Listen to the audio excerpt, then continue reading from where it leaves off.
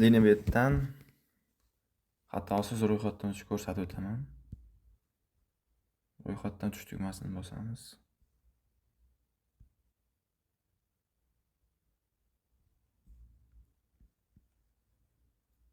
Bu yerdan bir bosishda yoki telefon orqali ro'yxatdan o'tishingiz mumkin.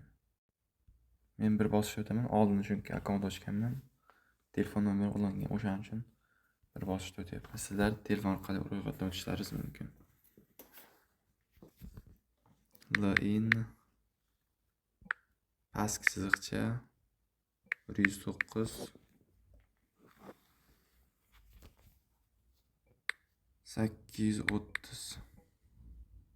Keyin bu yerda bonusda sport yoki kazino ikkalasini tanlaysiz va ro'yxatdan o'tish tugmasini bosamiz. Bu yerdan kapchadan o'tishimiz kerak. Bu yerda mototsiklni tanlaymiz. Bu unchalik to'g'ri belgilamaydi, o'shaning uchun men bu yerda o'shani o'tkazib turaman. Ikkinchi kapchani topish kerak. Mana shu kapcha to'g'ri. Tasdiqlaydi.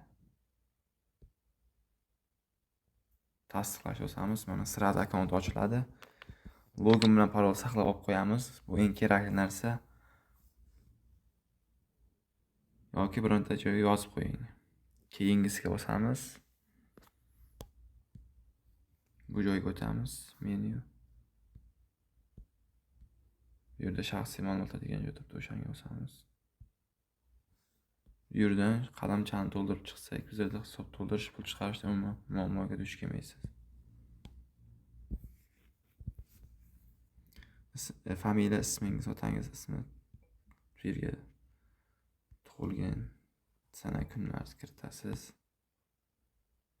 Tug'ilgan joy, viloyatni kiritasiz, topib berdim. Bu yerdan hujjat, ID hujjati esa bu yerga pasport seriya.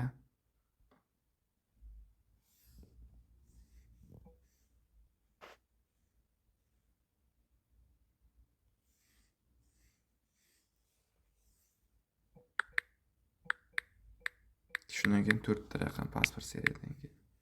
Kimlik hujjat raqami 14 ta raqam bo'ladi. Kim berilgan sanasi so'rayapti, uni ham kiritasizlar, topib. OK deb bossangiz kiritiladi. Kim tomonidan berilgan, buni ham yozib qo'yasizlar. Masalan, shahar